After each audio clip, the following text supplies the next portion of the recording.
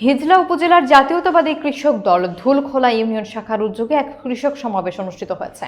মঙ্গলবার 11 ফেব্রুয়ারি বিকেলে 57 নম্বর আলীগঞ্জ সরকারি প্রাথমিক বিদ্যালয় মাঠে এ সমাবেশ হয়। বিস্তারিত থাকছে ইউসুফ আলী সৈকতের প্রতিবেদনে। সভাপতিত্ব করেন ধুলখোলা ইউনিয়ন কৃষক দলের সভাপতি মোহাম্মদ আলাউদ্দিন সর্দার। প্রধান অতিথি ছিলেন বরিশাল উত্তর জেলা কৃষক দলের আহ্বায়ক নলি মোহাম্মদ জামাল হোসেন। বক্তব্য দেন মেহেন্দিগঞ্জ পৌর যুব দলের সদস্য সচিব আমজাদ হোসেন পোদ্দার। ধুলখোলা ইউনিয়ন বিএনপির আহ্বায়ক মোহাম্মদ আব্দুর রাজ্জাক সর্দার, যুগ্ম আহ্বায়ক সগির আহমেদ এবং উলানিয়া ইউনিয়ন যুব দলের সাধারণ সম্পাদক আসাদুজ্জামান আজাদ।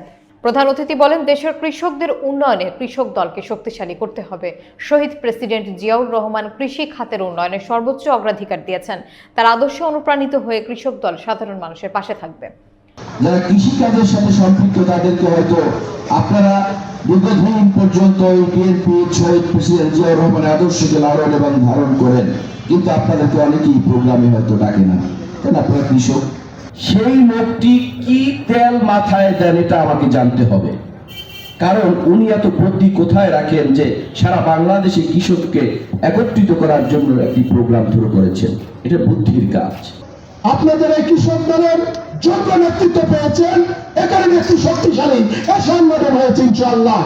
তাই এই কৃষক দল আমাদের এই বাংলাদেশ, এই কৃষক হচ্ছে বাংলাদেশের বড় সম্পদ। প্রায় 16-17 বছর আমরা আন্দোলন করেছি স্বৈরাচারের বিরুদ্ধে। একটা বিষয় মনে রাখবেন, কার চেয়ার ধরে আমরা টান দিয়েছিলাম? স্বয়ং প্রধানমন্ত্রী।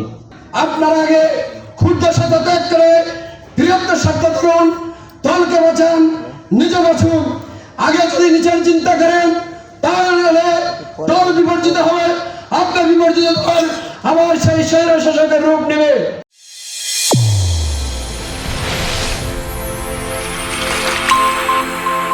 চ্যানেল A1 হৃদয়ের স্পন্দন।